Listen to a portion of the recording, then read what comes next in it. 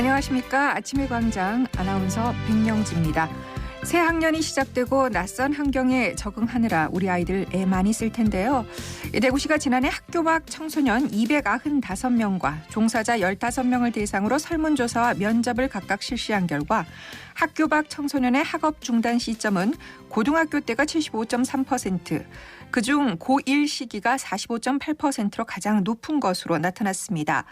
학업 중단 이유는 학교에 다니는 게 의미가 없어서가 가장 많았고 심리적 혹은 정서적 문제, 기타 대안학교 등의 이유가 그 뒤를 이었습니다.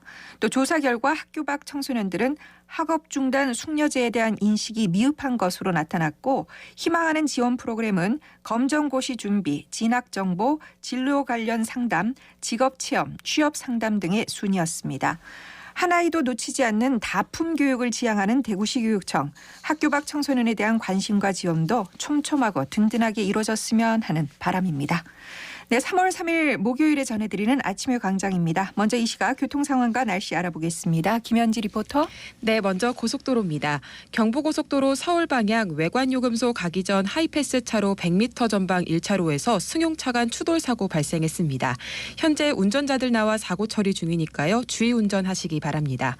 대구 부산고속도로 대구 방향 동대구 나들목 진입로 1차로에서도 4중 추돌 사고 처리 중입니다. 현재 이 구간 정체 이어지고 있는 점 참고하셔야겠습니다. 이어서 시내도로입니다.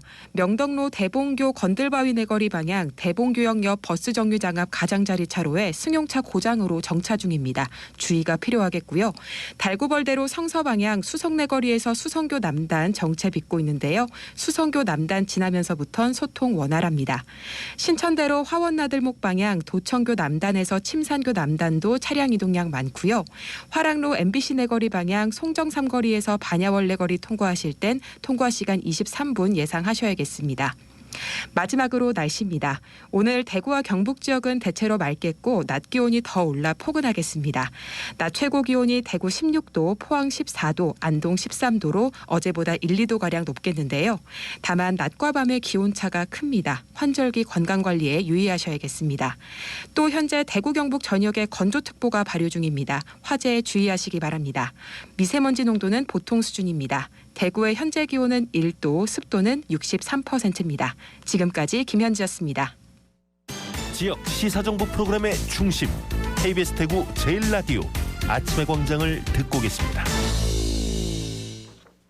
네, 오늘 아침 지역의 주요 뉴스 살펴보겠습니다. 뉴스민 천용길 기자, 경향신문 백경열 기자 두 분과 함께합니다. 어서 오세요. 네, 안녕하십니까. 네, 천 기자님 먼저 전해주시죠. 네, 현재 국회의원이 거주하는 아파트에서 윤석열 국민의힘 대선 후보 유세 일정을 안내했다는 신고가 접수돼서 이 선관위가 조사에 착수했습니다. 네. 선관위가 조사에 들어간 아파트는 경북 경산시 국회의원인 윤두현 국민의힘 의원이 2019년부터 임차한 아파트인데요. 네. 이날 지난달 2월 27일 이준석 당대표가 경산의 유세를 위해서 찾았을 때 이 관련한 방송이 있었다라고 하는 신고가 접수됐다고 합니다. 이날 윤두현 국회의원은 이준석 국민의힘 대표와 함께 유세를 한 사진을 찍고 게시하기도 했는데 이 선관위는 이러한 신고 내용이 사실일 경우에 안내 방송을 한 아파트 관계자가 이 선거법 위반 소지가 있다고 판단해서 이 조사에 착수했습니다. 우리가 그 선거운동원으로 등록되지 않는 자 네. 그리고 선거운동을 할 수 없는 이 장소에서는 확성기를 사용하는 것도 금지돼 있고요. 이 선거운동원으로 등록되지 않는 자가 공개적인 장소에서 이 선거운동을 하는 행위 자체가 그렇죠. 이 공직선거법 위반 행위거든요. 지금 대통령 선거가 이제 일주일도 채 남지 않았는데, 네, 채 남지 않았는데 이 공직선거법 위반 사례들이 좀 나오지 않고 이 시민들이 정책 정보를 좀 잘할 수 있는 이 선거운동 방식으로 마무리가 돼야 되지 않을까 싶습니다. 이 선거가 끝나더라도 공직선거법 위반의 경우에는 또 추가적인 처벌이 가능하니까요. 유념해 주시기 바랍니다. 네. 아파트 관리사무소에서 이렇게 안내 방송을 했다는 얘기죠? 각 그렇습니다. 가정으로. 네, 그런 경우는 또 처음 보는데 네. 다음 소식 살펴보죠. 네, 대구 경북 특별지방자치단체 설립 준비를 하게 되는 그 광역행정기획단이 이달 중으로 공식 출범할 예정입니다. 특별지방자치단체 설립을 위한 임시기구인 이 광역행정단 사무실이 오는 10일 그 대구에 있는 그 경북도청 공관 본관에 설치되기로 알려졌는데요. 네. 기획단은 한 25명 규모로 구성이 되고 대구시 산하 조직으로 일단은 조직이 됩니다. 기획단은 1년간의 한시기구이고요. 필요할 경우에는 또 연장도 가능하다고 합니다. 공식 출범식은 이달 말쯤 열릴 예정입니다. 네, 이 특별지방자치단체 지난번에도 한번 살펴본 것 같은데요. 간단히 정리를 좀 다시 해주시죠. 네, 특별지방자치단체는 그 2개 이상의 자치단체가 그 특정 목적의 광역 사무, 그러니까 공통의 사무를 좀 처리할 필요가 있을 경우에는 공동으로 이제 설치한 특수한 형태의 조직이다. 뭐 이렇게 보시면 되는데 네. 조례나 규칙 제정 또 조직과 인사권 등의 이제 자치권이 부여된다는 점이 이제 특기할 점입니다. 그간 과정을 좀 살펴보면요, 대구시와 경북도가 그 아실 겁니다. 이제 행정통합 그 2000년대 이제 초부터 그 대구시와 경북도의 이제 행정을 통합해서 하나의 자치단체로 만드는 것을 좀 추진을 했는데 그간에 좀 그 코로나19도 있었고 좀 여론이 좀 모아지지가 않았습니다. 그래서 지난해 상반기에는 이러한 행정통합 논의가 이제 중단이 됐는데 이후 이제 지난해 10월쯤 그 정부가 초광역 협력과 특별지자체 설립을 적극적으로 지원하는 내용을 이제 발표를 했거든요. 네네. 그래서 수도권 집중에 따른 인구 감소 등에 좀 대응하고 이러한 그 두 단체의 이제 광역 사업을 좀 효율적으로 추진하기 위해서 이 특별지자체 설립이 이제 본격적으로 추진이 된 겁니다. 네. 행정통합의 사실상 뭐 좀 전 단계다 뭐 이렇게 보는 시각이 많고요. 일단 특별지자체를 우선 설립하고 행안부 승인을 받아서 이 광역행정기획단 설치에 이제 대구시와 경북도가 들어간 거라고 이제 이해하시면 될 것 같습니다. 대구시와 경북도는 우선 교통과 관광 분야에서 이 광역 사무를 공동으로 추진하기로 했고요. 앞으로 이 광역행정기획단을 운영하면서 대구 경북 통합신공항 등 추가로 광역 사무를 발굴해서 포함할 계획이라고 합니다. 네, 특별지방자치단체 그 설립 과정들 이제 앞으로 어떻게 진행될지 저희가 또 신속히 보도해드리도록 하겠습니다. 다음 소식은요? 네, 이 박근혜 전 대통령이 이 대구시 달성군 육아읍 사저에 전입 신고를 마쳐서 이제 달성 군민이 됐다고 합니다. 네. 이에 따라서 박근혜 전 대통령의 퇴원 시기와 또 사저 입주, 이 대선을 앞두고 뭔가 변수가 있지 않을까 관심이 모아지고 있는데요. 어제였습니다. 이 유영아 변호사가 육아읍 행정복지센터를 방문해서 이 박 전 대통령에 대한 전입신고서를 제출했습니다. 네. 입원 확인서 등 전입신고를 위한 관련 서류도 함께 제출을 했는데요. 현행법상 전입신고 의무자는 세대주나 세대를 관리하는 사람, 이 세대 구성원 중에 이 본인으로 되어 있고 이 거주지에 전입한 날부터 14일 이내에 새로운 거주지에 지자체 장에게 전입신고를 하도록 되어 있습니다. 이 달성군 쪽에서는 이 박근혜 전 대통령의 입원 사실이 명백한 상황이기 때문에 추가적인 확인 절차가 필요 없어 보인다 이렇게 밝혔는데요. 며칠 전이었죠. 이 박근혜 전 대통령의 이 동생인 박근영 씨가 또 이재명 후보 지지 선언을 또 하고 나서는 이 상황도 벌어졌는데 이 박근혜 전 대통령이 일단 주소 전입까지 마쳤기 때문에 이 사저 입주 시기에 발맞춰서 박근혜 대통령을 지지하는 인사들의 좀 방문이 계속해서 좀 이어질 것으로 보입니다. 네. 어제 보도로는 뭐 대선 날 입주를 한다는 그런 얘기도 있던데 또 유영아 변호사 측에서는 일단 완강히 부인했죠. 네, 완강히 부인했습니다. 대통령 선거와 관련해서는 어떤 입장을 낼 계획도 없다 이렇게 부인한 상황입니다. 네. 마지막으로 한 가지 소식만 더 듣겠습니다. 네, 대구시는 공공기관의 수의계약 시장과 또 지역에서 생산되는 제품과 서비스를 연계하는 그 온라인 플랫폼을 만들 예정입니다. 이는 그 사회적 경제 기업 등 규모가 좀 영세한 업체의 온라인 시장 진입을 지원해서 기업의 판로를 좀 확대해주기 위한 조치고요. 네. 이러한 움직임이 이제 전국에서 처음이라고 대구시는 설명했습니다. 대구시는 이달부터 5억 원을 들여서 플랫폼 구축에 나섰는데 이 플랫폼에는 대구시와 8개 구군 출자 출연기관, 또 혁신도시 이전 공공기관, 교육청 등 공공기관 1,000여 곳이 이제 구매자로 참여할 예정이고요. 대구 지역의 사회적 경제기업, 장애인 기업 등 그 만 100여 곳이 이들 공공기관의 제품을 공급하게 됩니다. 네, 그러니까 공공기관이 영세한 기업의 제품을 좀 구매할 수 있도록 전용 플랫폼을 만든다 이런 말씀이시죠? 그렇습니다. 그 기존의 조달청 나라장터의 경우에는 그 큰 규모 계약, 그러니까 물품의 경우에는 한 2천만 원 이상 정도 되는데요. 이 그 계약을 입찰 방식으로 좀 진행을 하고 지역 업체인지 여부를 좀 구매자가 파악하기는 어렵거든요. 그래서 전용 플랫폼을 만들어서 영세 업체 간의 좀 수의 계약을 늘려서 그 지역의 이제 경제를 좀 활성화시키겠다는 게 대구시의 구상인데 네. 그도 그럴 게 이제 그 대구에 이제 있는 이전 공공기관이 2019년 지역 물품을 구매한 비율이 4.6%에 그칩니다. 그래서 전국에서 최하위 수준이라고 하는데 네. 이래서 이제 전용 플랫폼을 만드는 거고요. 오는 9월부터 이제 플랫폼을 만든 다음에 대구시는 이제 일부 구군과 출전 출연 기관 등 6곳을 대상으로 시범 운영하고 네. 내년부터는 모든 공공기관으로 확대한다고 합니다. 그렇군요. 자, 이어서 이슈톡으로 넘어가겠습니다. 오늘 짚어볼 이슈 소개해 주시죠. 네, 우크라이나 그 침공 사태로 러시아에 대한 경제 제재가 좀 현실화되고 있습니다. 이 지역의 주력 수출품의 생산과 수출에도 이 차질이 우려가 되는데요. 이 사태가 장기화할 경우 우려되는 상황, 또 러시아 우크라이나 사태가 우리 지역에 미칠 영향과 이 대응 방안까지 한번 살펴보겠습니다. 네.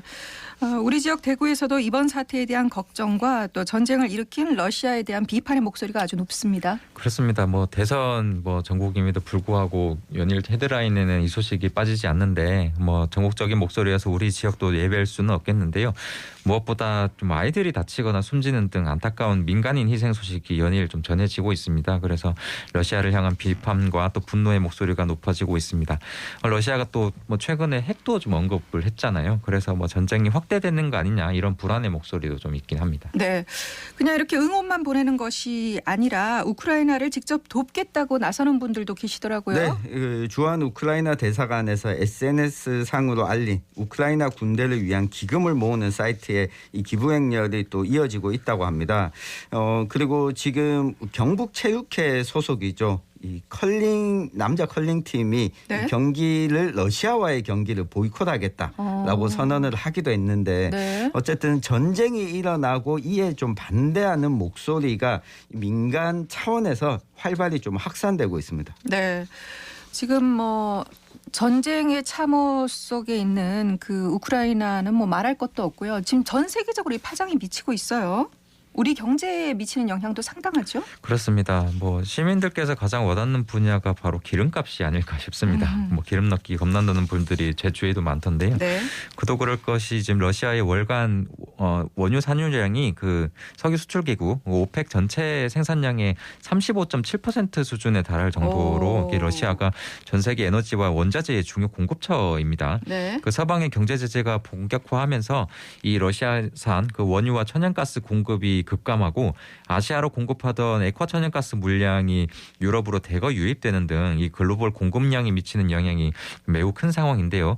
그 대구경북연구원은 국제 에너지 가격이 급등할 것이고 이로 인해서 원자재 가격 상승에 따른 무역 수지 적자, 또 물가 상승, 에너지 수급 불안정 등이 우려된다 이렇게 지적하고 있습니다. 네. 원자재 수입 차질은 우리 지역도 예외는 아닐 것 같은데요. 맞습니다. 이 경북은 2021년 기준으로 보면 전체 수출의 21.1%를 차지하는 이 철강 제품 생산에 필요한 유연탄과 무연탄, 이 선철, 합금철, 고철 등의 상당량을 러시아에 의존하고 있습니다.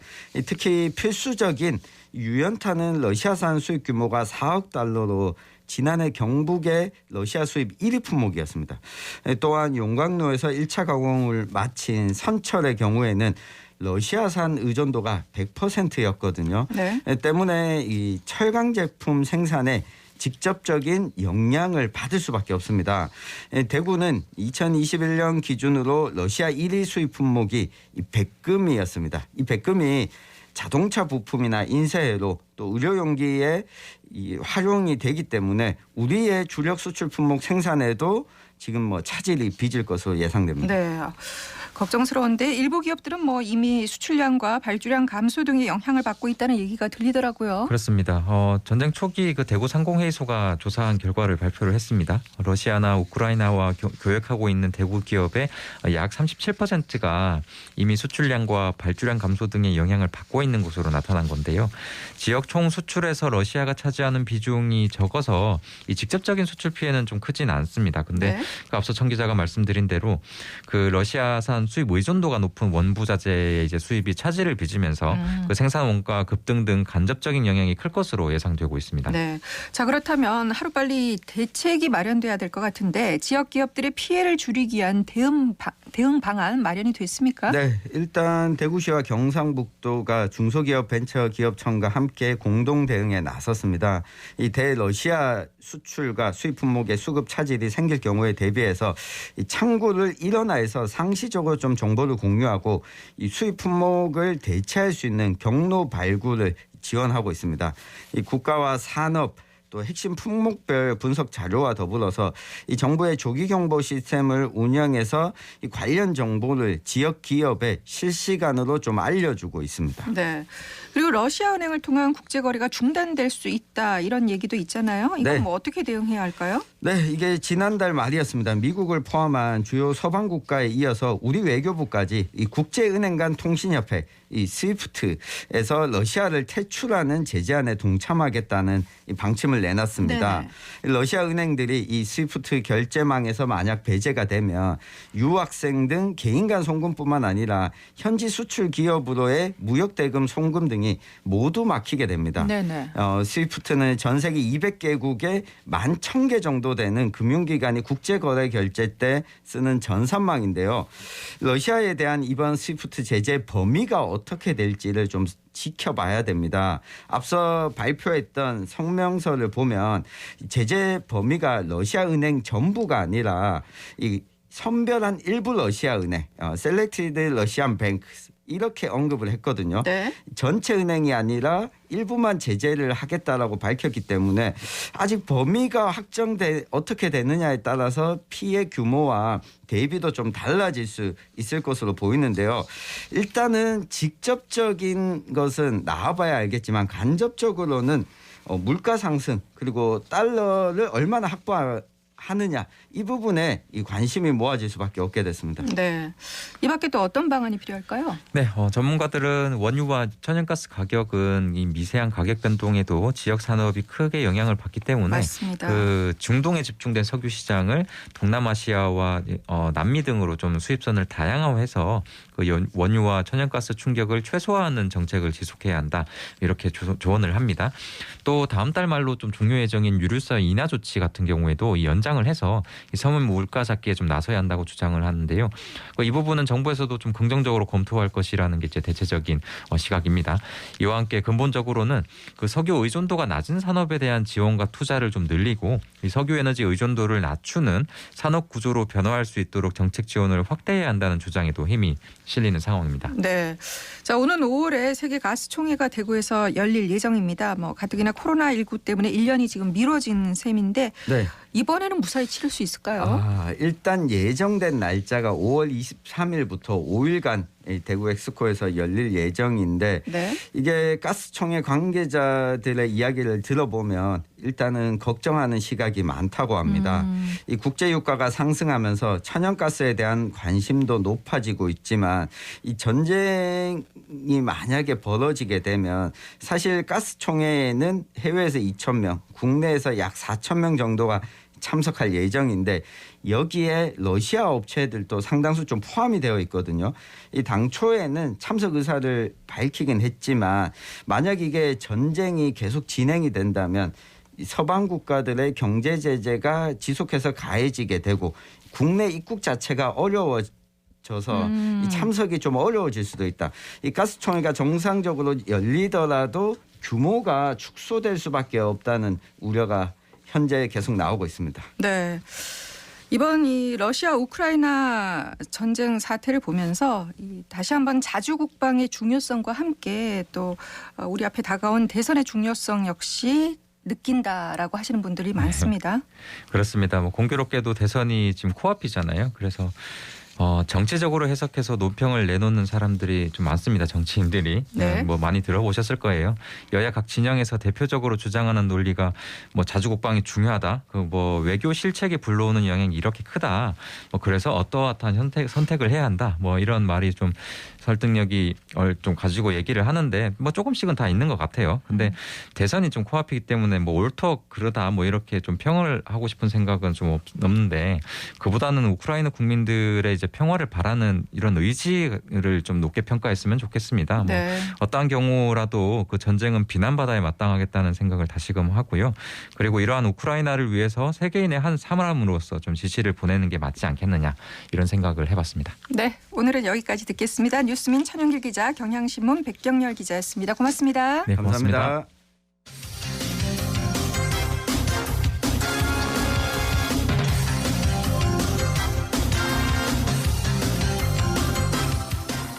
네, 아침의 광장 함께하고 계시는 시각 8시 50분입니다. 자타공인 섬유 패션 산업의 도시 대구가 국제 섬유 박람회를 개최했습니다. 3년간 이어진 코로나19로 섬유 산업 역시 어려움을 겪었지만 그 기간 동안 개발한 상품들을 이번 박람회를 통해서 선보였다고 하는데요. 자세한 소식은 고미정 리포터가 취재했습니다. 네, 대구 국제 섬유 박람회 프리뷰인 대구가 지난 2일부터 진행되고 있습니다. 이번 박람회는 지속 가능한 섬유의 미래 가치란 주제로 개최되는데요. 기존 섬유 박람회에 더해서 특별히 친환경 소재와 첨단 신소재를 확인할 수 있다고 합니다. 대구 국제 섬유 박람회 이정우 본부장을 통해 들어보시죠. 특히 이제 이번 전시회는 지속 성장을 위한 섬유 산업의 미래 가치 이런 그 슬로건을 걸고 최근에 이제 대두되고 있는 탄소 중립에 대응하기 위해서 친환경 소재와 그리고 타 산업과 이제 융복합이 굉장히 중요합니다. 그래서 융복합 산업으로 전환하기 위해서 굉장히 노력을 하고 있는 그런 시점에 개최되는 전시회라고 볼 수 있습니다. 지금 이제 패션 기업들이 그리고 일반 소비자가 입었을 때 그것들이 이제 버려졌을 때 분해가 되지는 않지 않습니까? 그래서 굉장히 유명한 패션 기업들도 그 부분에 환경에 주범이다 이런 부분들도 많이 공격을 받는데 그래서 생분해라든지 원료 자체를 리사이클이나 이런 부분에 굉장히 접근하면서 여러 가지 그런 부분들을 생산에 많이 하고 있습니다. 이번 전시가 코로나19 상황에 열렸어요. 더 특별한 의미를 가질 것 같습니다. 실제적으로 저희들이 전시회를 중심으로 하면 벌써 이제 3년째 코로나19가 출발돼서 작년에도 개최를 했습니다만 작년에도 굉장히 어렵게 개최가 됐는데 새로운 그 사이에 개발된 신소재를 가지고 공격적으로 비즈니스를 하려고 하는 이런 부분들이 굉장히 분위기가 굉장히 좋습니다. 그래서 아마 저희들이 희망하는 부분들은 이 부분이 올 하반기로 연계가 되면서 굉장히 긍정적으로 진행이 되지 않나 보고 있습니다. 네. 패스트 패션이라고 하죠. 요즘 MZ세대들은 유행에 따라서 옷을 사고 또 그만큼 빨리 입고 버리더라고요. 네, 맞습니다. 그러면서 한 해 800억 벌의 옷이 버려지고 환경오염에도 막대한 영향을 끼치는데 이번 박람회를 통해서 환경오염을 조금이라도 줄일 수 있는 친환경 소재들이 많이 소개됐으면 하는 바람이고요. 박람회에 어떤 친환경 소재들이 좀 나와 있던가요? 네, 혹시 페트병으로 만든 점퍼 들어보셨나요? 네네네, 봤어요. 네, 이렇게 폐자원을 활용해서 만든 게 바로 리사이클 소재라고 하는데요. 그리고 또 탄소를 원료로 해서 화학 재료를 넣지 않고 뽑아낸 그래핀 소재, 그리고 소각과 매립 시에 유해 물질을 배출하지 않는 생분해 소재들이 소개됐는데요. 저는 그중에서도 생분해 소재를 생산하는 기업인 부스를 방문해서 이야기 들어봤습니다. 참관객의 목소리도 이어서 들어보시죠. 네, 여기서는 생분해 소재를 만날 수 있다고 와서 왔는데요. 이 생분해 소재는 어떤 건가요? 네, 생분해 소재는 애초에 PLA라는 소재가 젖산에서 이제 만들어 가지고 나오는 건데 공정에서부터 탄소 발자국이 줄어드는 부분이 있고요. 일상생활에 다 잘 쓰고 내가 버린다 하더라도 소각을 했을 때도 아황산가스나 이런 그 유해 물질이 안 나오고 매립을 했을 때도 자연 속으로 돌아가는 그렇게 해서 저희가 100% 생분해 제품을 만들고 있습니다. 저희는 제주도에서 친환경 스위미웨어 브랜드를 만들고 있는데 좀 더 많은 정보를 얻고 싶어가지고 여기 박람회에 참여하게 됐어요. 근데 저희가 좀 관심 갖고 있는 게 리사이클 섬유나 생분해 원사, PLA 원사여가지고 여기 지금 보고 있었어요. 원단으로 옷을 만들다 보면은 이제 나중에 어떻게 활용해야 될지가 되게 고민이 많이 되는데 PLA 원사 같은 경우는 그 조건에 맞으면은 분해가 된다고 생각을 하니까 뭔가 이제 향후까지 생각하는 옷이 되는 것 같아가지고 좀 재밌습니다. 저희가 계속 고민하는 것 중에 하나가 이 옷이 단순히 일회성이나 조금 환경으로 돌아갔을 때 화학적인 제품이어서 건강이나 환경에 해치는 게 아니라 어떻게 하면 지속 가능하게 할 수 있는지, 최근의 이슈가 지속 가능한 패션이잖아요. 저희도 이거에 대해 고민을 많이 하고 있는데 그거에 대한 해답을 여기를 통해서 조금 찾아가고 있는 것 같아서 굉장히 설레고 빨리 협업을 하고 싶습니다. 네, 요즘 소비자들은 무엇을 하나 소비할 때도 굉장히 생각을 많이 하거든요. 이렇게 기업에서 친환경 소재들을 발굴해내고 또 그 소재로 옷을 만든다면 소비자들에게도 선택의 폭이 넓어질 것 같아요. 네, 맞습니다. 그리고 이번 박람회는 그동안 코로나19로 수출에 어려움을 겪었던 기업들을 위해서 해외 바이어를 만날 수 있는 온라인 수출 상담회도 진행했는데요.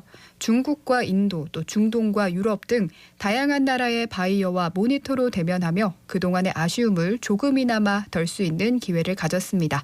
현장의 소리로 만나보시죠.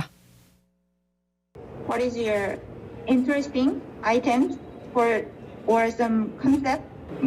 Yeah, I'm looking for new concepts for the backpacks, which will be starting in India for coming season. Oh, good. 지금 인도 바이어랑 지금 대화를 했고요. 그쪽에서는 이제 가벼운 소재 그리고 쿨링 효과가 나는 시원한 소재를 이제 찾고 그거를 이제 저희가 메일로 통해서 샘플을 또 발송해드리고 하기로 했어요. 코로나19 상황에서 해외 바이어가 국내에 들어오질 못하니까 좀 그런 데서 어려움도 있었을 것 같아요. 네, 그럼요. 원래 중국 같은 경우도 이제 1년에 한 3-4번은 출장 나가서 중국 이제 바이어들도 만나기로 했는데 지금은 아예 나갈 수가 없는 상태다 보니까 아무래도 저희 제품 홍보가 조금 부족하죠. 더 많은 이제 바이어도 만나야 되는데 그러지 못하는 게 많이 아쉽죠. 더 많은 이제 다양한 나라와 바이어들과 대화하고 싶긴 한데 그거는 이제 다 못하기 때문에 그건 좀 아쉽지만은 그래도 우리 제품을 이제 새로운 사람한테 보여준다는 게 너무 좋은 기회인 것 같아요. 네, 내일까지 열리는 PID 소식 권미정 리포터가 전해주셨습니다. 고맙습니다. 네, 고맙습니다. 네, 오늘 대구는 어제보다 1-2도가량 올라 포근하겠고요. 올해 봄꽃 기화 시기도 3일에서 11일 정도 빠르다고 하네요. 자, 아침의 광장 오늘 순서는 여기까지입니다. 함께해 주신 여러분 고맙습니다. 안녕히 계십시오.